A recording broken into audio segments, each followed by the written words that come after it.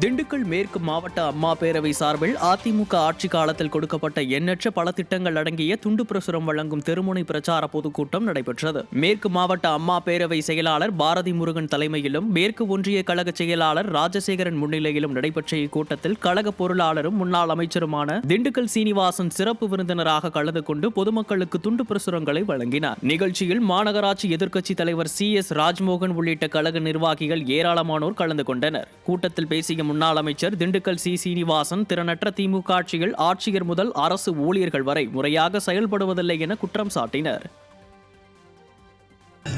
மாவட்ட ஆட்சித்தலைவரிலிருந்து கீழே இருக்கிற ஒன்றியத்தில் உள்ள அதிகாரிகள் வரை அத்தனை பேரும் அத்தனை இலாக்காக்களும் மோசமான ஒரு சூழ்நிலையை செய்து கொண்டிருக்கிறார்கள்.